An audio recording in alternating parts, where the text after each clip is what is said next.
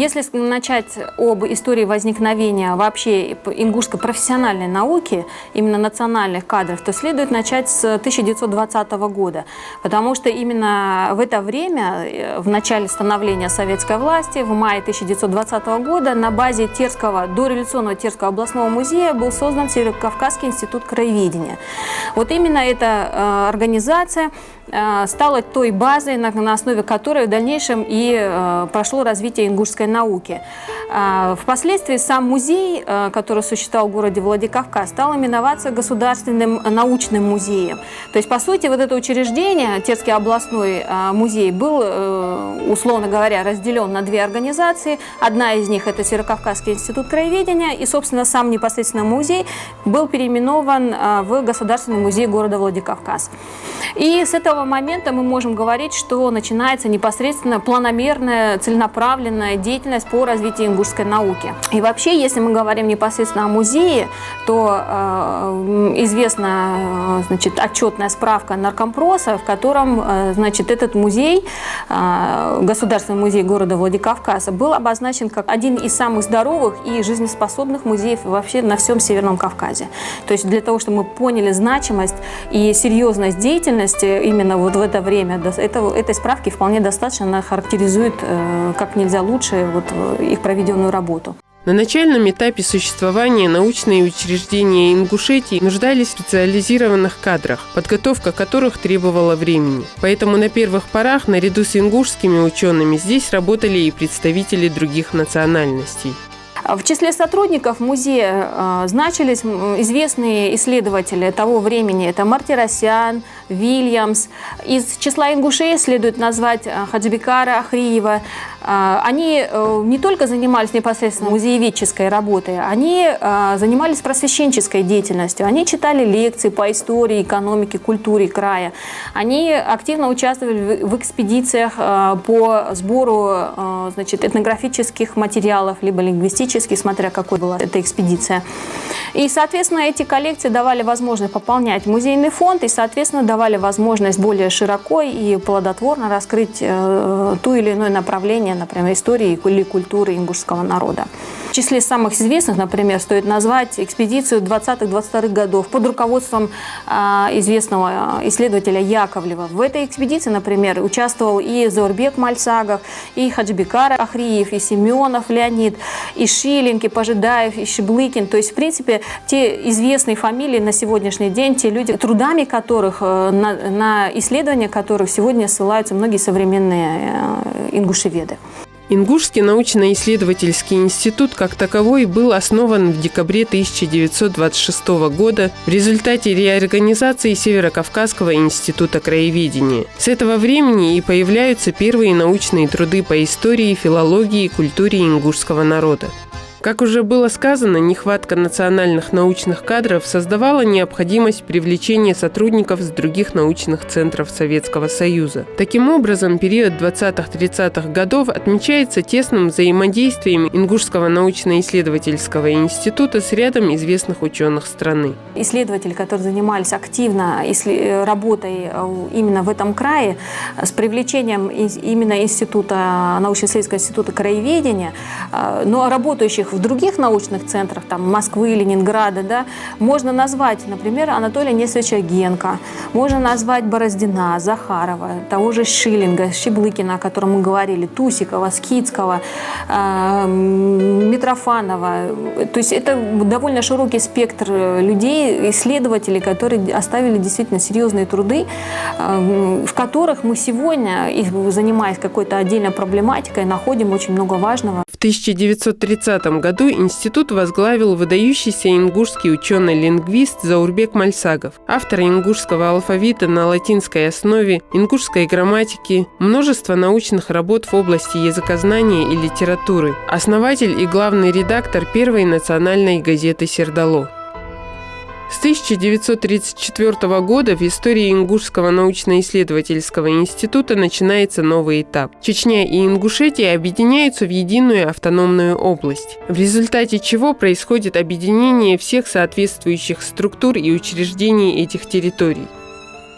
Объединение в 1934 году Чечни и Ингушетии на долгое время прервало собственные пути развития этих двух автономий. После создания ЧССР ингушский НИИ был переведен в город Грозный, а бывший Ингушский областной музей в 1936 году становится районным музеем, то есть музеем пригородного района ЧССР.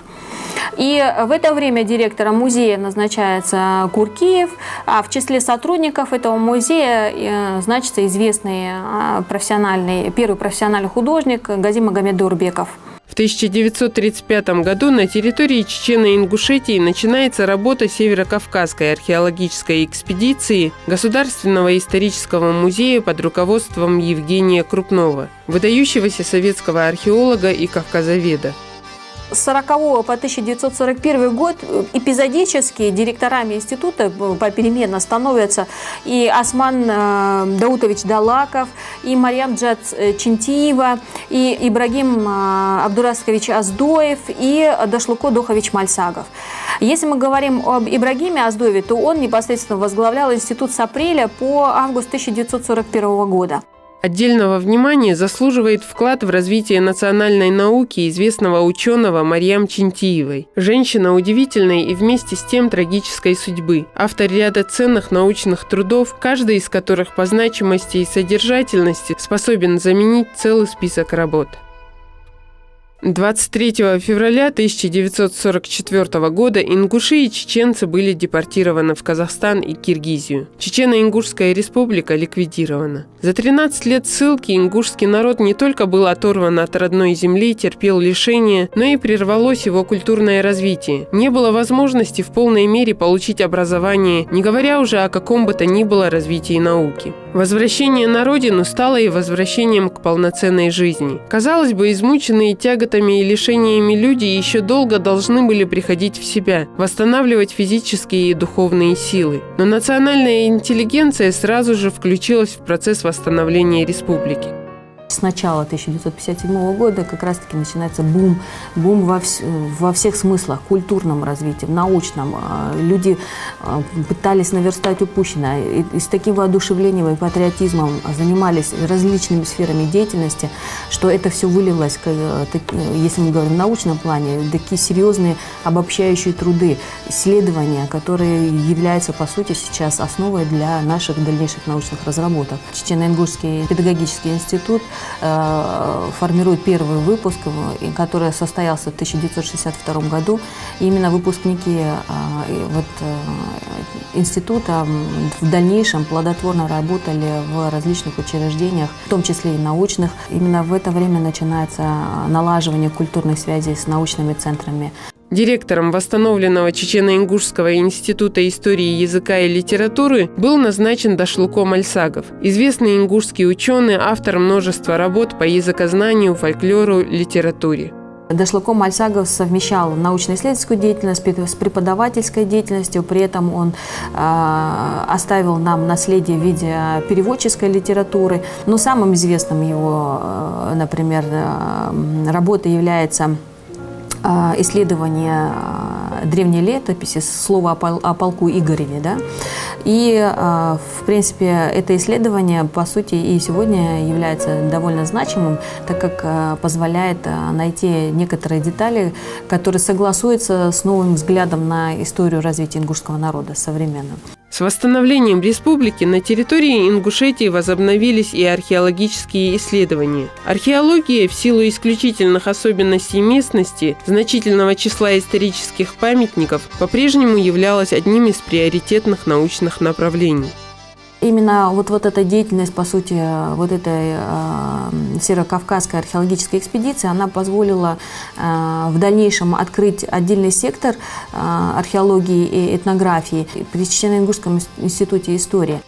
После депортационный период наблюдается значительный рост численности научных кадров. Статистика тех лет дает ясное представление о темпах развития и расширения научных учреждений. Для сравнения мы можем сказать, что если, например, в 50-е, 70-е годы в 11 научных учреждениях Чечено-Ингушетии насчитывалось где-то 600 с лишним научных работников, то уже, например, к 80-му году их насчитывалось около 2500.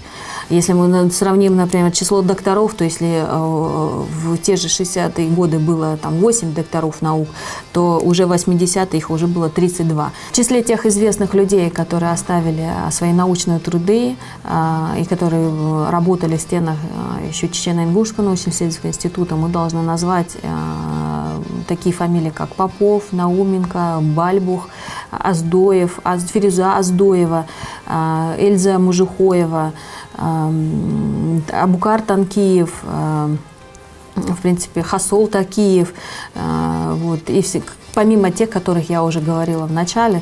Новейшая история института начинается в 90-е годы. В июне 1992 года образовывается Ингушская республика, что дает начало формированию соответствующих структур и учреждений. Первым директором научно-исследовательского института в 1993 году был назначен Джабраил Чехкиев. Он проработал несколько месяцев, следующий, и был назначен директором Хасол Такиев, который проработал с 1993 по 1994 годы в должности директора Ингушского научно-исследовательского института. В 1994 году директором института становится известный ингушский ученый, доктор исторических наук, археолог Макшарип Мужухоев.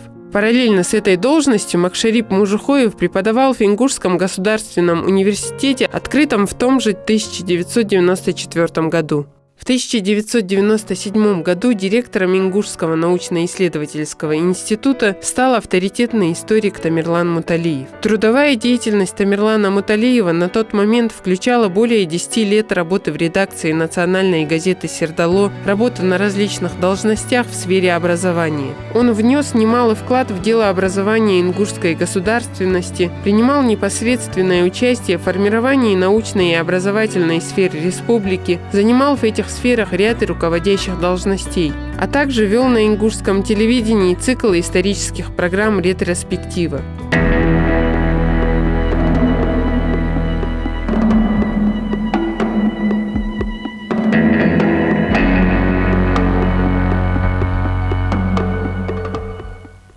Сейрди Калчин, добрый вечер, уважаемые телезрители.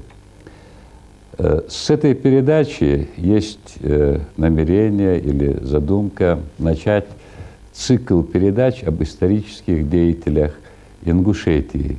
Думается, что это оправдано со всех сторон. Наше сложное, неоднозначно характеризуемое время, особенно нашей молодежи, следует давать примеры, образцы жизни и деятельности представителей нашего народа, которые во многих случаях вели подвижнический образ жизни и вносили свой вклад для того, чтобы вывести наш народ в русло нормального развития. В 2001 году Ингушскому научно-исследовательскому институту было присвоено имя выдающегося ученого Чаха Ахриева. С этого времени начинается планомерная деятельность учреждения. В 2004 году руководство институтом было возложено на известного ингушского ученого Ибрагима Дахтильгова. Постепенно были намечены основные направления работы, сформирован штат. Он является автором таких известных монографий, как «Устное народное творчество вайнахов», как «Исторический фольклор чеченцев-ингушей», «Ингушский нарский эпос», «Сказки, сказания и предания» и много-много других работ, чем автором и составителем которых является Ибрагим Дахтильгов.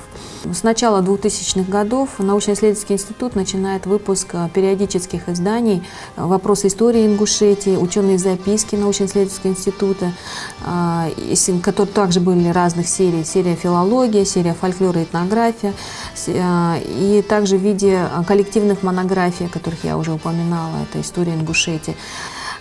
Также мы должны сказать о многотомном труде «Современная ингушская литература» в 4 томах, ингушско-русский словарь.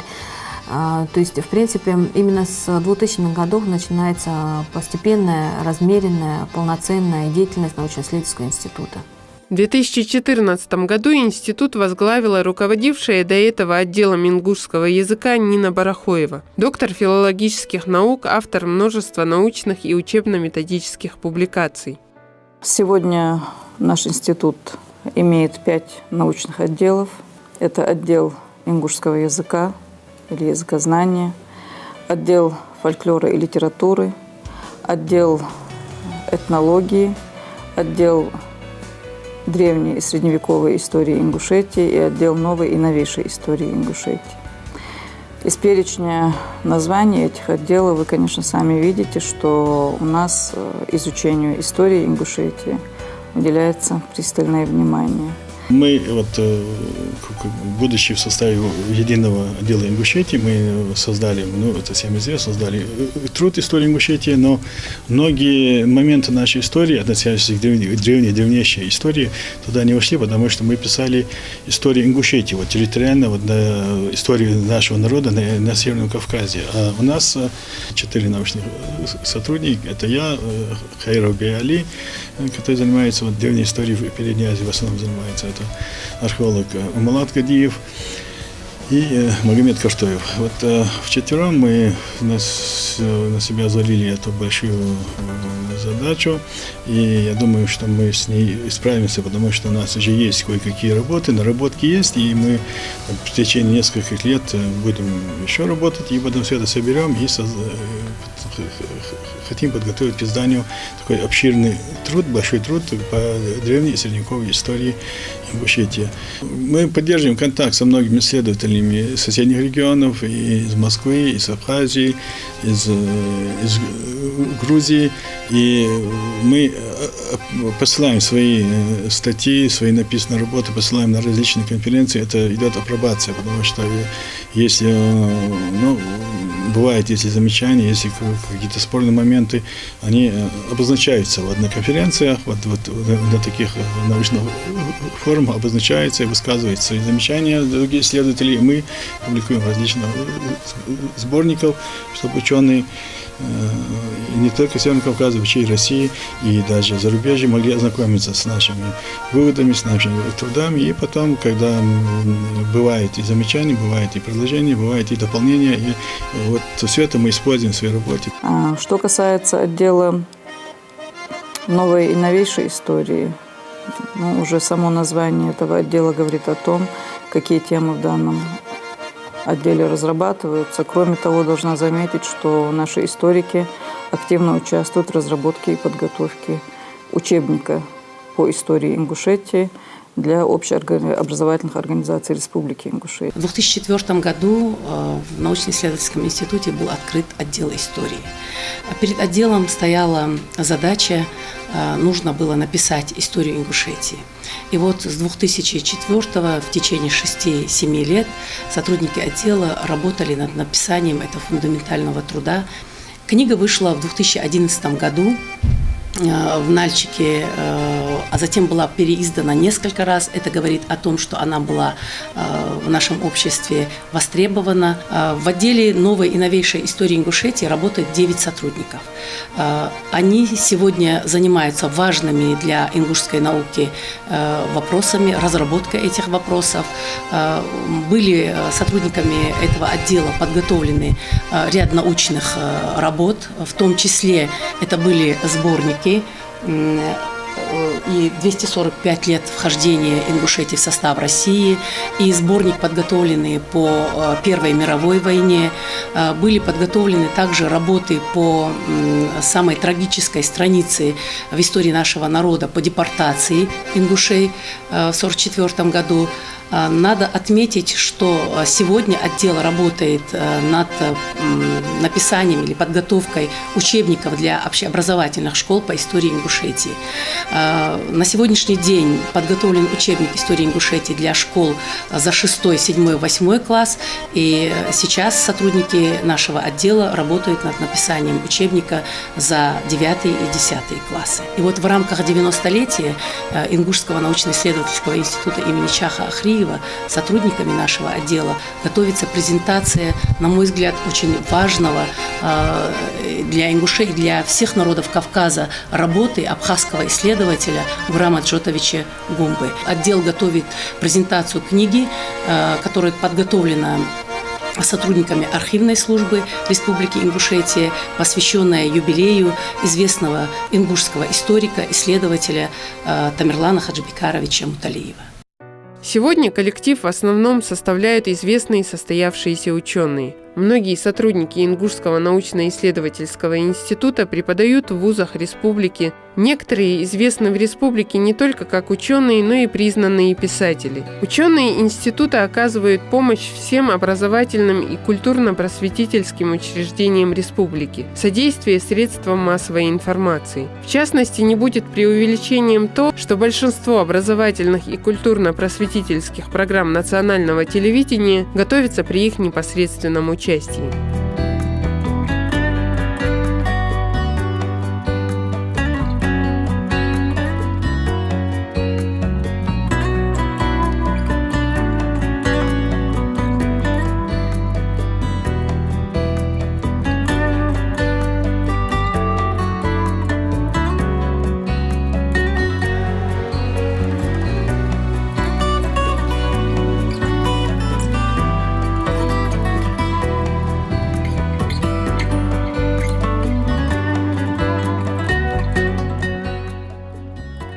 В институте у нас 37 научных сотрудников, из них 7 докторов наук, 19 кандидатов наук. Внутри отделов у нас ведутся крупные комплексные темы, изучаются.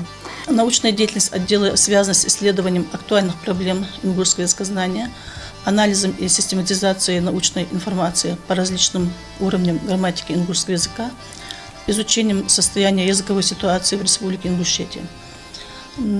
Отдел осуществляет научно-исследовательскую работу в области лексикологии, словообразования, морфологии и синтаксиса ингушского языка. В рамках перспективной комплексной работы «Современный ингушский язык» в отделе закончена работа над морфологией ингушского языка, и в настоящее время также завершена работа над лексикологией и фразеологией ингушского языка. Работа готовится к изданию и будет издана в 2017 году. Работа над другими разделами словообразования ингушского языка и синтаксис ингушского языка продолжаются. Также в отделе ингушского языка изданы словарь амонима ингушского языка в 2007 году, ингушско-русский словарь и морфология ингушского языка издана в 2012 году. Результаты своих научных исследований сотрудники отдела регулярно представляют на международных, российских и региональных научных конференциях. Можно сказать, что вековая традиция научно-исследовательской работы уже сложилась в стенах научно-исследовательского института Республики Ингушетия. Что касается будущего, то мне представляется так, что вершиной создания лексикографических работ является создание этимологического словаря любого языка. Потому что этот словарь, который покрыт тайной историей, тайной того, как ингуш вбирал в себя реальную действительность и обозначал ее через язык, то есть через отдельные слова, и пропускал ее через эти слова. Они проходили через все уровни языка, начиная от фонетики, заканчивая синтаксисом. То следует здесь заметить тот факт, что ингуш изучал не только окружающую действительность, он изучал и себя. Сформированный в 2009 году отдел этнологии изучает вопросы этногенеза ингушей, проводит историко-этнографические исследования. За сравнительно небольшой срок в этом направлении немало сделано и издан ряд работ. В этой части, естественно, сделана определенная работа.